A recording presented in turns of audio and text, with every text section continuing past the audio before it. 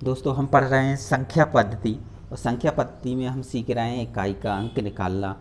इकाई के अंक पर इससे पहले भी 2 वीडियो जा चुकी हैं, जिनमें बेसिक बताया गया है, समझाया गया है, क्वेश्चन सॉल्व किए गए हैं। उनको देख लें, क्योंकि इसमें मैं ट्रिक बताने वाला हूँ, और डायरेक्ट ट्रिक कभी कभी खतरनाक साबित हो सकती है। इसके लिए आपको बेसिक भी जानना चाहिए। हालांकि थोड़ा बहुत तो इसमें आपको बताता चलाऊँगा पिछले वीडियो में क्या हुआ था। हम इसमें डायरेक्ट क्वेश्चन सॉल्व करना शुरू करेंगे। जैसे एक हम क्वेश्चन ले लेते हैं, कल हमने सॉल्व किया था 5 की पावर 500 बटे 500। इसको बेसिक तरीके से सॉल्व करवाया गया था। किस तरीके से सॉल्व करते हैं हमने ये बताया था। आज इसको फिर से थोड़ा और करके देख लेते हैं। हम क्या करते हैं, 5 को इस तरीके से डिवाइड कर लेते हैं कि ये 500 करीब आ जाए। नहीं आता है तो हम इस तरीके से इसके फैक्टर कर लेंगे कि ये 500 इससे कट जाए। तो हम यदि देखें इसमें 5 की पावर यदि 3 करते हैं तो 5 की पावर 3 कितनी होती है, 5 25 पंचे 125। या 5 की पावर 4 कर लीजिए, जो आपकी इच्छा होती है। 5 की पावर 4 कर लेंगे, कल 4 से ही बताया था इसलिए 4 करवा ली। हो जाता है 625 डिवाइड में 500 था। ठीक, अब जब इसको 5 की घात 4 कर ली तो जब ब्रैकेट में होता है तो पावर मल्टीप्लाई होती है, तो कितना आ जाएगा, 500 में 4 का भाग दे दीजिए। तो 500 में यदि हम 4 का भाग देते हैं तो कितना आ जाएगा, 5 एकम 5 से 4 एकम 4, 1 बचा, 10 हो गया, 4 दूनी 8, 2 बचा, 20 हो गया, 4 पंचे 20, यानी 125 आ जाएगा। तो कितनी हो जाएगी, 125 हो जाएगी।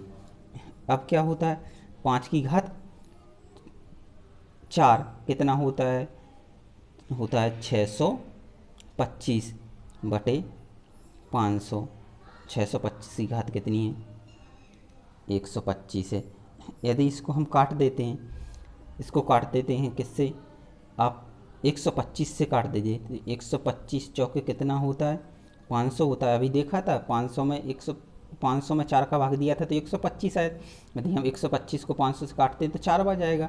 और 125 पंच क्या होता है, 625 होता है। यानी हमें बचा 5 की घात 125 बटे 4। अब यहाँ से देखें, यदि हम 4 का इसमें भाग देते हैं तो 4 एकम 4, 5 में से 4 घटाएंगे तो प्लस का 1 रिमाइंडर बचेगा।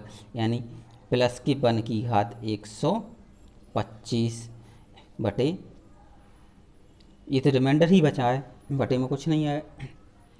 अब इसमें क्या है, जब प्लस की घात कितनी भी होती है, प्लस 1 की घात कुछ भी बनी रहे तो 1 ही आता है। यानी यहाँ से जो हमारा शेषफल आ जाएगा वो कितना आ जाएगा, प्लस के 1 आ जाएगा। लेकिन कल हमने क्या बताया था, ये प्लस का जो 1 आया है, ये क्या हमारा फाइनल रिमाइंडर नहीं होता। क्यों नहीं होता, कि हमें क्या करते हैं, जब किसी संख्या को काटते हैं तो जब रिमाइंडर निकालना होता था उसी संख्या से हम उतने का गुणा करते थे। यानी हमने क्या किया था, इसको किससे काटा था, इसको 125 से काटा था। इसमें दोनों में 125 से भाग दिया था। तो क्या करेंगे, जब फाइनल जब रिमाइंडर निकालेगा तो हमने जिसने काटा था उतने का मल्टीप्लाई करना पड़ेगा। 125 से काटा था तो हमें 125 का इसमें मल्टीप्लाई करना पड़ेगा। यानी जिस हमारा फाइनल रिमाइंडर आएगा, जिस अंतिम शेषफल आएगा वो कितना आएगा, 125 आएगा। ये तो पूरा मेथड है जिसको हमने कल भी बताया था। ठीक, तो आज की हमारी ट्रिक क्या है, ट्रिक है कि यदि हम जैसे कितना था, 5 की घात 500 बटे 500। तो सबसे पहले हमें जो ट्रिक है, ये हमारी ट्रिक है, और किसी भी घात में वाली संख्याओं में एप्लीकेबल होती है। ठीक, क्या करना है कि जो भी हमारी जो घात दी होती है, जो भी पावर होती है, उस घात को हम 4 से भागित कर लेते हैं। और जितना शेषफल बचता है, और जो शेषफल बचता है उसको हम क्या कर लेते हैं, उसके घात के रूप में लिख लेते हैं। यानी 5 की घात क्या आ जाएगी, जो शेषफल बचेगा, किसका शेषफल बचेगा, जब इसमें हम किससे 4 से भाग देंगे। ठीक, अब यदि शेषफल 1 बचता है तो घात 1 ही रहेगी, हमने बताया था। यदि शेषफल 2 बचता है तो घात 2 रहेगी। यदि शेषफल 3 बचता है तो घात 3 रहेगी। यदि शेषफल 4 बचता, सॉरी शेषफल 4 तो बचेगा ही नहीं, 4 से भागेंगे, तो शेषफल 0 बचता है तो क्या हो जाएगी, घात 4 हो जाएगी। नहीं, इस चीज़ का विशेष ध्यान रखना। यदि शेषफल क्या रहे, शेषफल जो है शेष 1 बचता है तो घात आपकी 1 रहेगी, 2 बचता है तो 2 रहेगी, 3 बचता है तो 3 रहेगी। यदि शेष 0 बचता है तो घात कितनी हो जाएगी, 4 हो जाएगी। अब देख लीजिए 500 में हम 4 का भाग देते, ऊपर देखा था शेषफल क्या बचा था, यहाँ से 20, शेषफल क्या बचता 0। यदि शेषफल 0 बचता तो हम क्या कर लेते, उसकी घात कितनी कर देते, 4 कर देते, यानी 5 की घात 4 बटे 500। 5 की घात 4 कितना होता है, 5 की घात 4 कितना होता है, 625 बटे 500। अब 625 में 500 का भाग ले लीजिए, एक बार जाएगा, 625 में से 500 को घटा देंगे, कितना बचेगा, 125 बचेगा। आ गया रिमाइंडर। इसमें आप कुछ भी करने की ज़रूरत नहीं थी। शेषफल आ गया आपका 125, कितना आ गया, 125। ऊपर भी जब हमने सॉल्व किया था तब शेषफल कितना आया था, 125 ही आया था। तो क्या करना था, इसमें पेन चलाने की ज़रूरत थी मेरे हिसाब से तो नहीं थी। आपको 500 को 4 से डिवाइड बिल्कुल कर सकते, बिना पेन के कर सकते थे। कितना बचता, शेषफल 0 बचता है। यदि शेषफल 0 बचता तो घात 4 हो जाती, और 5 की घात 4 यानी 125, सॉरी 5 की घात 4 यानी 625 होता है। 625 को 500 से डिवाइड कर दीजिए, एक बार जाएगा, 625 में से 500 माइनस कर दीजिए, कितना आ जाता है, 125 आ जाता है। बिल्कुल भी पेन की ज़रूरत नहीं थी। तो ये थी हमारी ट्रिक, जिसको हम बिना पेन के सॉल्व भी कर सकते हैं। इस पर बेस्ड कुछ और क्वेश्चन करते हैं। यहाँ पर मैंने 3 एग्जाम्पल लिखे हुए हैं। एक क्या दिया है, 3 की घात 65 बटे 82, दूसरा 4 की घात 48 बटे 33, और तीसरा दिया है 7 की घात 400 बटे 400। इसको हमें क्या करना है, सिर्फ सॉल्व करना है। आप चाहो तो बिना पेन के कर सकते हो, ठीक। मैं आपको समझा रहा हूँ इसलिए थोड़ा बहुत पेन का यूज करूँगा। क्या करो, हमें क्या करना है, सबसे पहले घात कुछ भी हो, बेस उसका कुछ भी हो, आधार कुछ भी हो, हम घात में क्या करना है, 4 का डिवाइड करना है। 65 में 4 का दीजिए, कितना होता है, 15 चौके 60, ठीक, 16 चौके 64।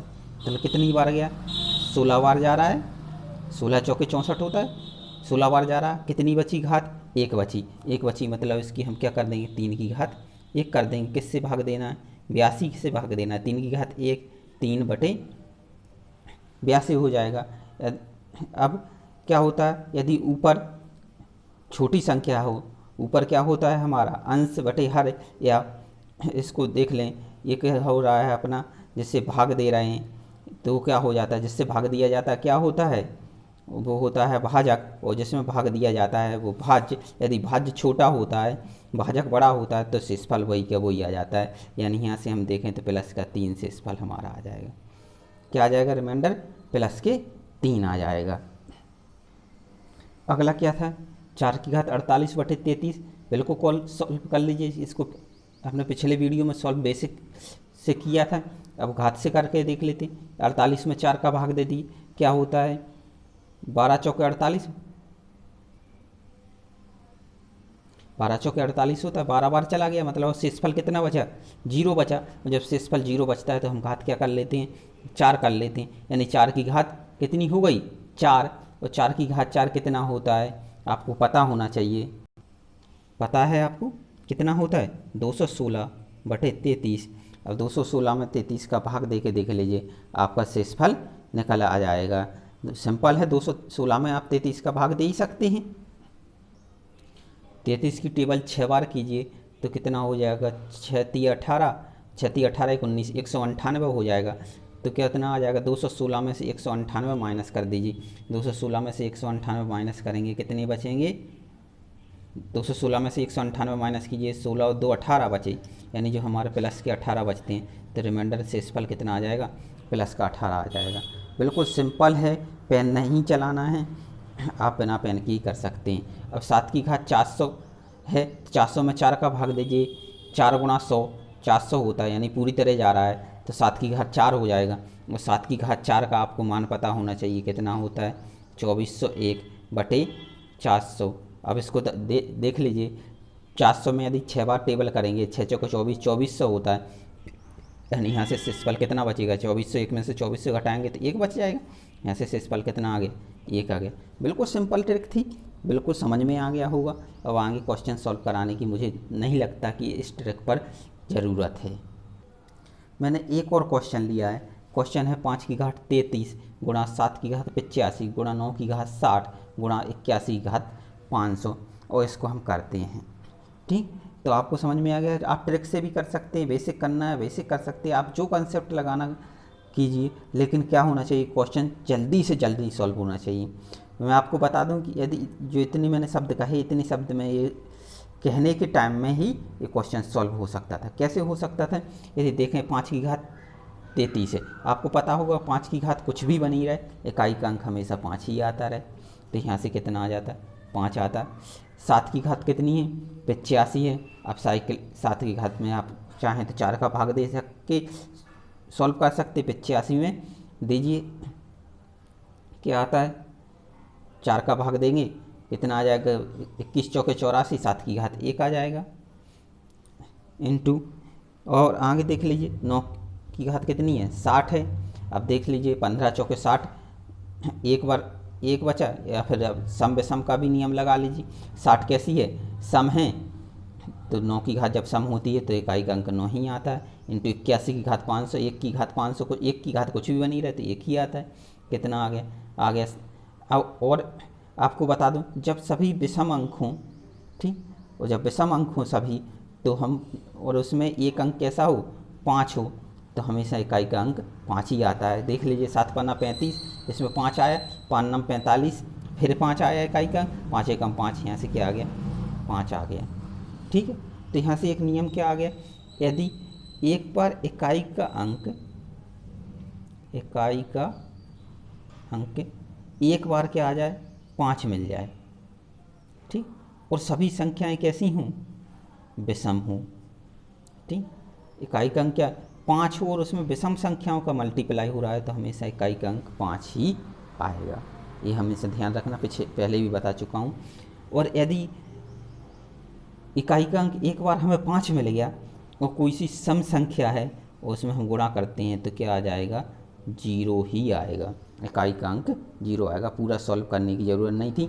इसको हमने कहा था कि आप जो शब्द बोल नहीं पाएंगे उससे पहले आपका आंसर आ जाएगा।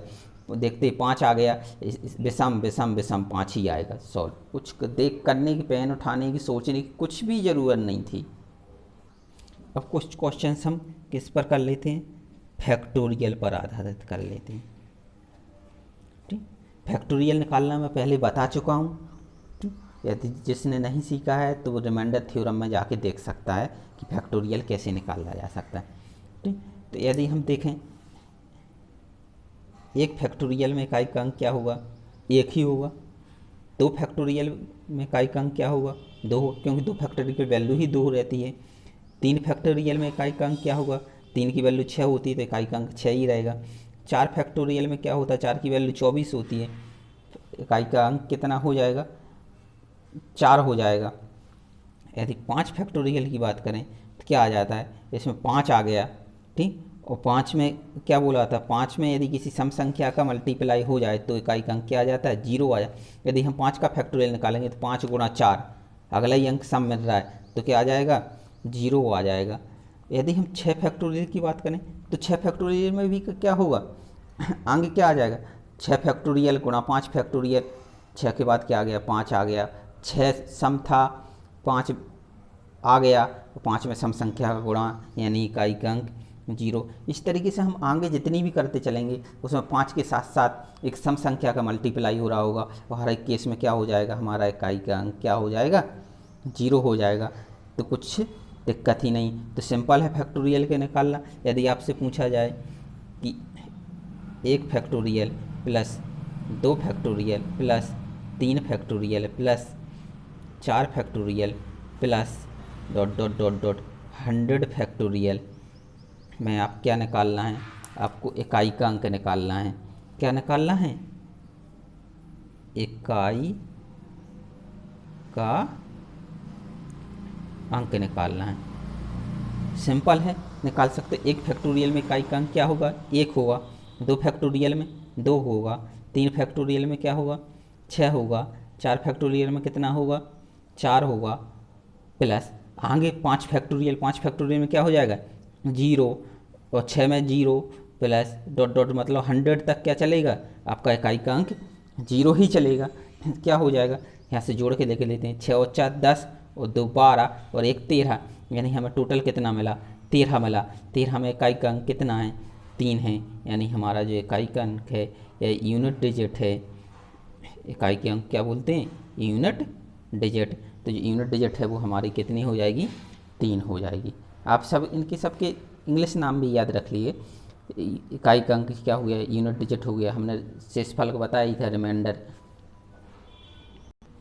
यही क्वेश्चन जो दिया था, यदि ये प्लस में ना हो क्या होता मल्टीप्लाई होता है, यानी 1 factorial into 2 factorial into 3 factorial into 4 factorial into 5 factorial into dot dot dot कहाँ तक इंटू 100 फैक्टोरियल तक।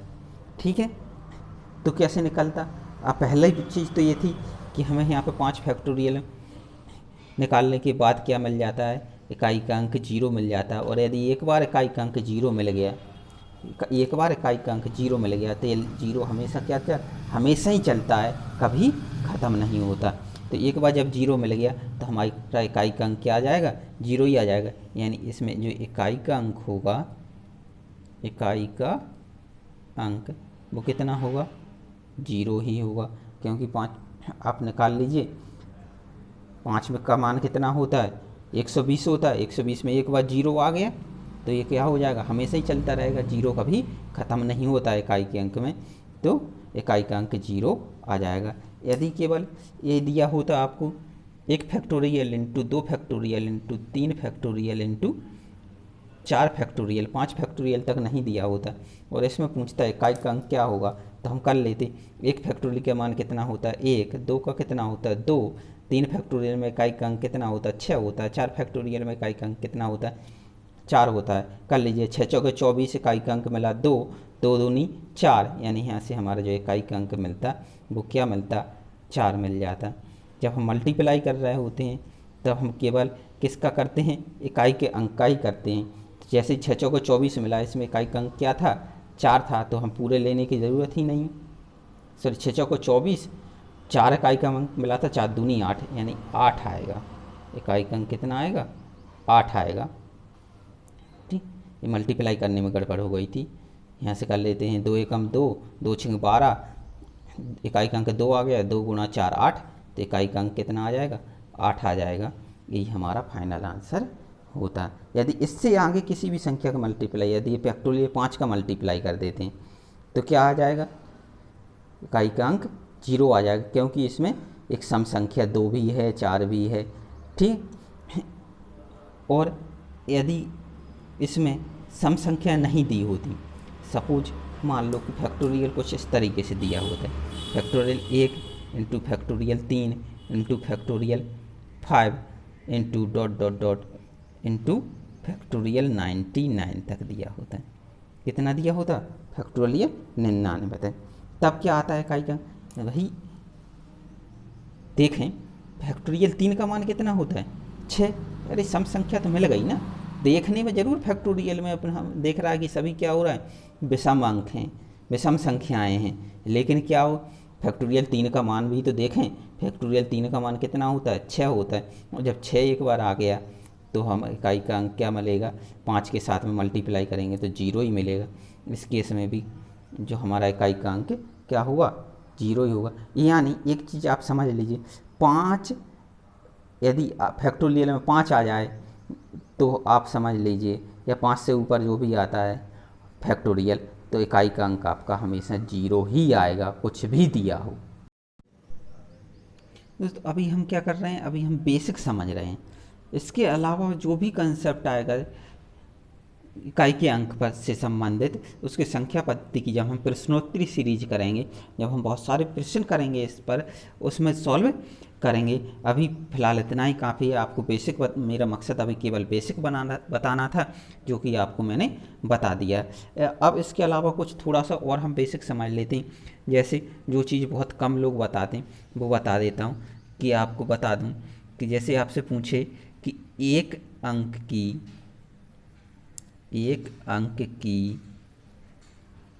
सबसे बड़ी संख्या। यदि आपसे कोई पूछ ले कि एक अंक की सबसे बड़ी संख्या क्या होती, तो आपको पता होगा एक अंक की सबसे बड़ी संख्या क्या होती है, 9 होती है। ये आपको पता होगा, लेकिन मेरा मकसद आपका रिवीजन करवाना है, फिर से याद दिलाना है। और मेरा मतलब आपको A to Z, शून्य से शिखर तक, मतलब आपको केवल जीरो से बताना, कुछ चीज़ छूटनी नहीं चाहिए।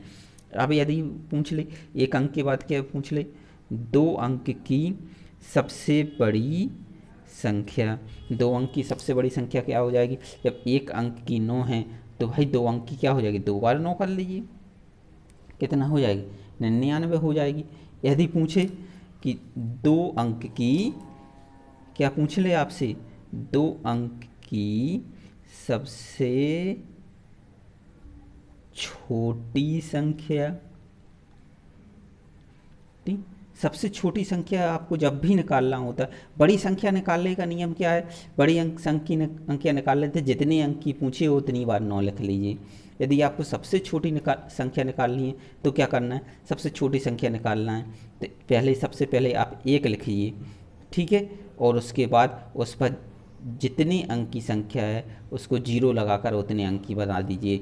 2 अंक की पूछी थी तो हमने 1 0 लगा दे, 2 अंक हो गए, मतलब 2 अंक की सबसे छोटी संख्या क्या हो जाएगी, 10 हो जाएगी। यदि क्या 3 अंक की बड़ी संख्या पूछता, 3 अंक की क्या पूछता, बड़ी अंक संख्या पूछता, तो 3 अंक में की तरफ एक अंक की 9 होती है, तो कितनी अंक की पूछा है, 3 की पूछा है, तो 3 बार 9 लगा दीजिए।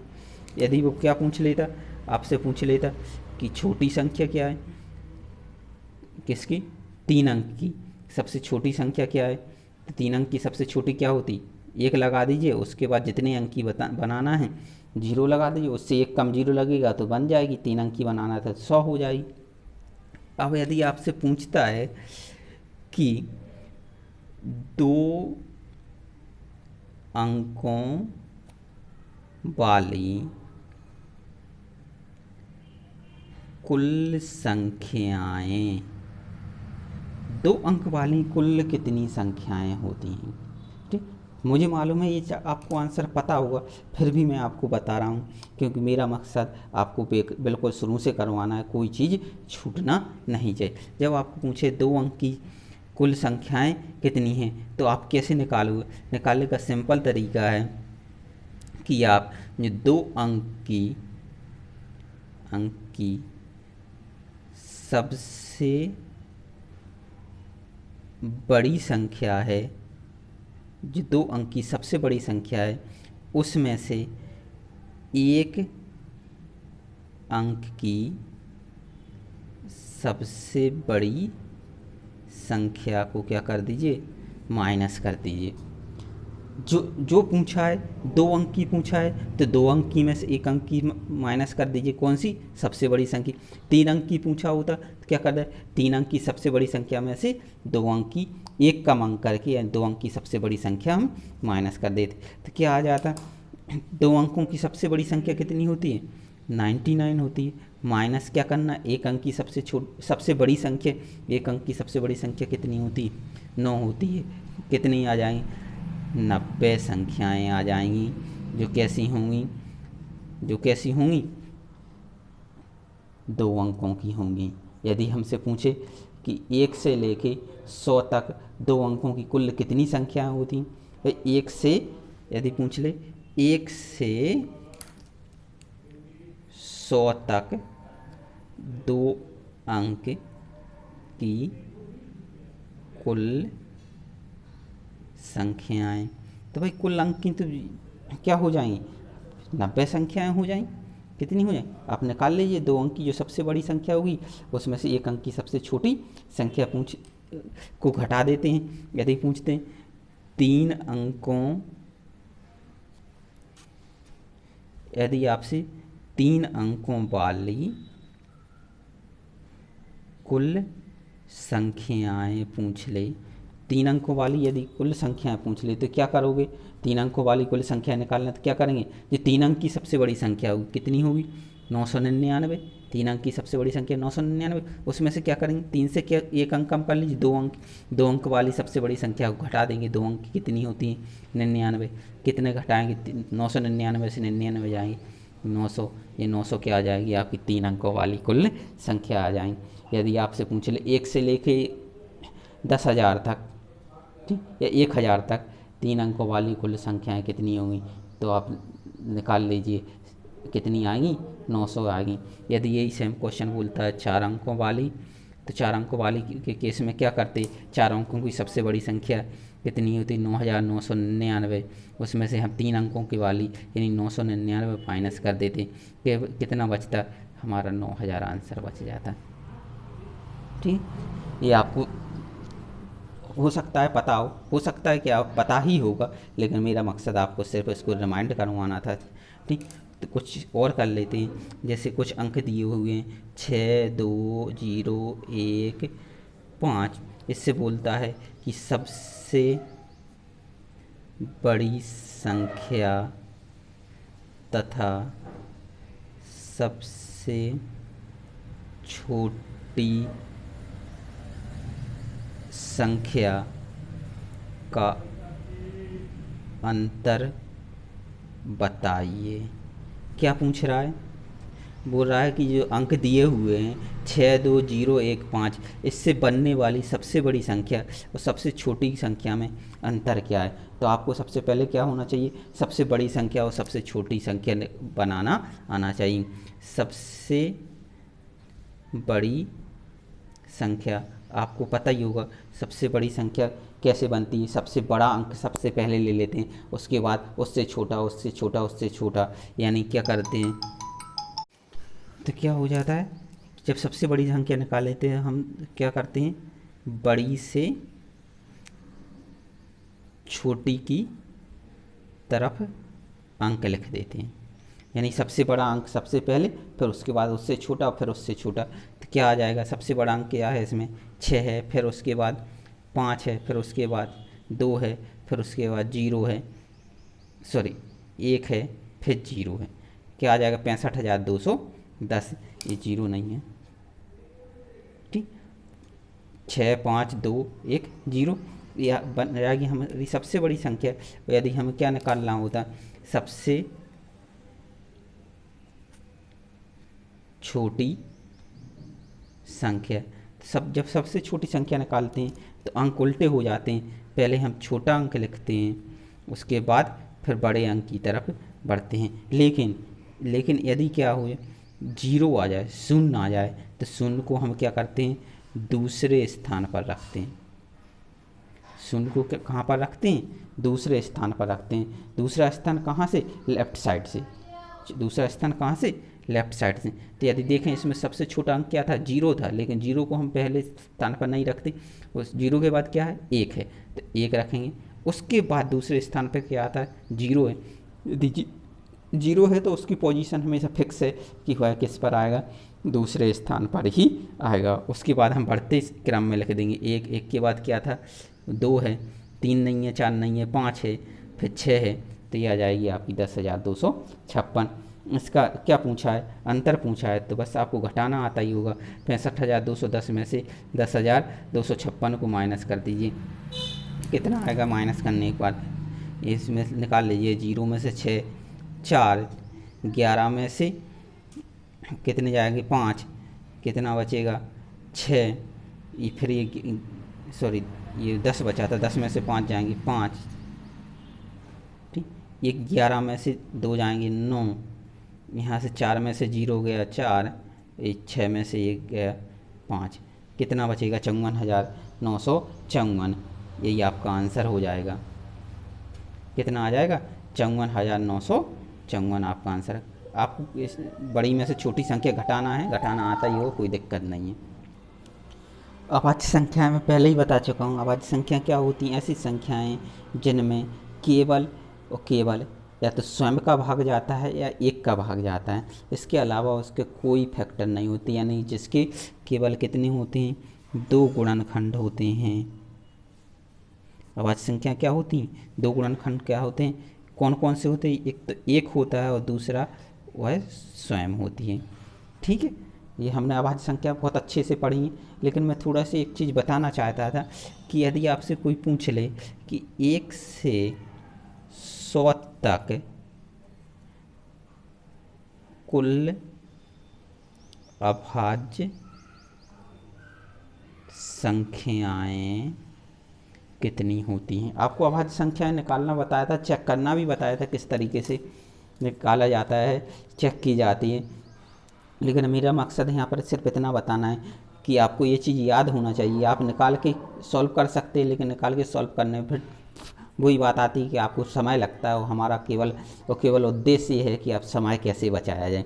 कि 1 से 100 की अभाज्य संख्या निकालना है तो बता दूं कि 1 से जो 25 तक अभाज्य संख्याएं होती हैं वो कुल होती हैं 9। 1 से 25 तक कितनी होती हैं? 9 होती हैं।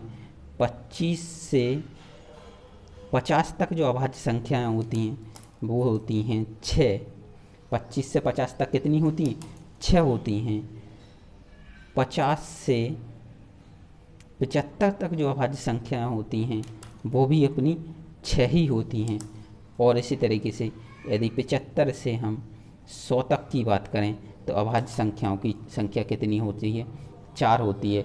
यदि कहे आपसे 1 से 50 तक, तो 1 से 50 तक कितनी हो जाएंगी? 15 हो जाएंगी। और 50 से 100 तक कहे तो कितनी हो जाएंगी? 10 हो जाएंगी। लेकिन हमने पूछा क्या गया था कि 1 से 100 तक तो कितनी हो जाएंगी? 15 और 10 25, यानी 1 से 100 तक जो अभाज्य संख्याएँ होंगी वो कितनी होंगी?